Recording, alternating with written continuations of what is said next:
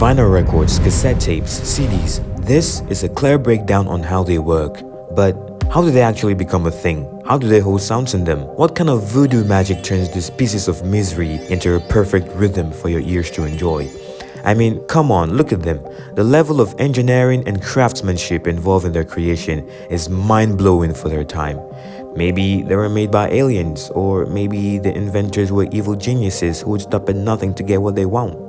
Well, they did get what they want. It all lies in the principle of how these formats work. For without this, music itself completely falls apart. But the good news is, it's actually quite simple.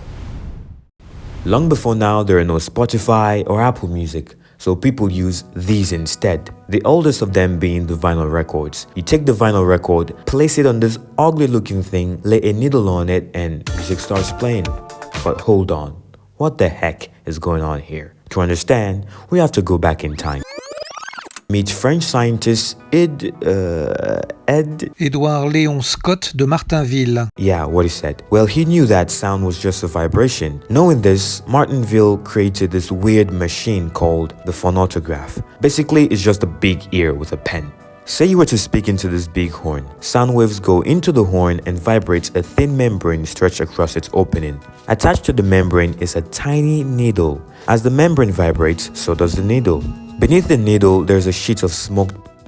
This needle, tracing the vibrations of the membrane, leaves behind a squiggly line. And just like that, you've successfully recorded your own voice. Good job, here's a cookie. These squiggly lines are the sound waves or vibrations you are making by speaking into the horn. But there's no way to play it back. It's literally just a piece of paper. But what if it wasn't? It took at least 20 years for anyone to realize that, hey, these useless squiggly lines on the paper, if turned into 3D lines in something, might be able to play back. And that's exactly what these guys did in the 1800s, which led us to the gramophone. Let's say a musician sings into a big horn that would focus and direct the sound onto a diaphragm, which is just a fancy membrane from before. The diaphragm would vibrate, and attached to the diaphragm is a needle or stylus that would cut these vibrations into a wax record, creating 3D lines with bumps and valleys called a groove. That wax record was kind of fragile, like a really delicate cake. So to make them tougher, they came up with a clever plan. First, they covered the wax record in a super thin layer of metal. Then they made a mold of this metal layer. They then used the mold as a stamp on heated polyvinyl chloride plastic. And just like that, we have a vinyl record. But the question still stands. How does it play music? You actually literally just do everything backwards. First, drop the record on a turntable, which spins the disc at the same speed the wax record spun when recording. Then drop a needle into the groove. The bumps and valleys are going to cause the needle to make the exact same vibrations as the needle that recorded the original sound. And vibration is sound, so all we need to do is add a horn to amplify those vibrations into understandable words for our ears to enjoy. But nowadays, people don't use horns, they use a speaker. And instead of a membrane, they use a cartridge. No, not that cartridge. Yeah, better. The cartridge has a needle, a cantilever, a magnet, and a bunch of copper coils at the sides. The vibrations get picked up by the needle, moves to the cantilever, which causes the magnets to move around. As the magnets moves between the copper coils, an electric current is produced. The current moves through a wire and into the speakers. You think vinyl records are weird? Check this out. The cassette tape, with no bumps and valleys. How does it hold sound? Well, before we get into that, it is good to know that the cassette tape works on the principle of magnetization. Originally developed by the company Philips in 1963, the cassette tape is the world's first portable way to listen to music. You take the tape, slap it in a boombox, and off you go. Easy peasy, baby. The tape consists of a thin plastic-based material coated with ferric oxide. The oxide is ferromagnetic. But that word is too fancy for my taste, so let's just say, if you take the oxide and place it near a bunch of magnets, it will be permanently magnetized. Say you want to record your voice into the cassette tape. Now, you're not going to be singing inside a big horn anymore. Why? Because it's the 80s. You need this. A microphone. Hello? Inside the microphone, there is a diaphragm, just like the membrane from before, that would vibrate when you speak into it. The sound waves are converted into varying electric current. The recording head is simple. It's an iron core with a small gap at the bottom. A thin wire coil is wrapped around the core. When the current is forced through the coil, a magnetic field will be generated and the flux will jump across the gap. If the tape is moving below the head, the iron oxide will be magnetized at the signal provided to the coil. The electrical signal is now stored in the magnetic tape. But the question still is, how does it play back?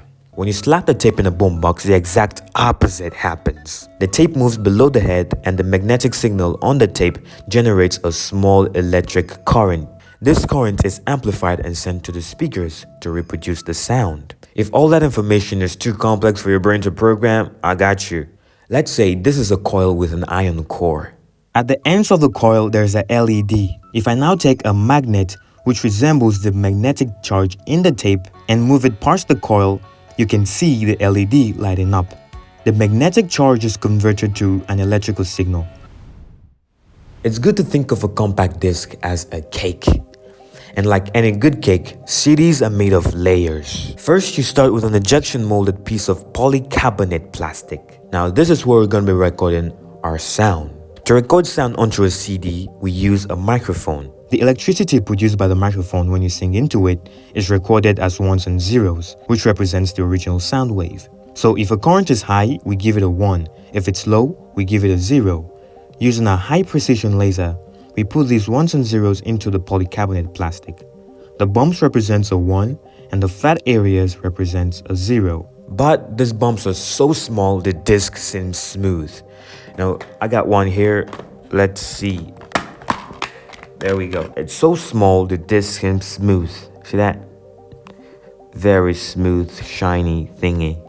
So this is the compact disc, the CD. Very good, like Spider-Man. After that, apply reflective aluminum coating before adding an acrylic layer for protection. And finally, stick on a label and it's good to go. To play it back, put the disc in a CD player. On the head of your CD player, there is a laser and a sensor, and when the laser shines on a flat area, the laser beam is reflected into the sensor and recorded as a 0. If the laser beam, however, hits a bump, the laser will reflect in a different direction and recorded as a 1. These ones and zeros are processed and sent to the speakers to reproduce the sound. And hence we have the sweet nectar that is music. But why do we love music?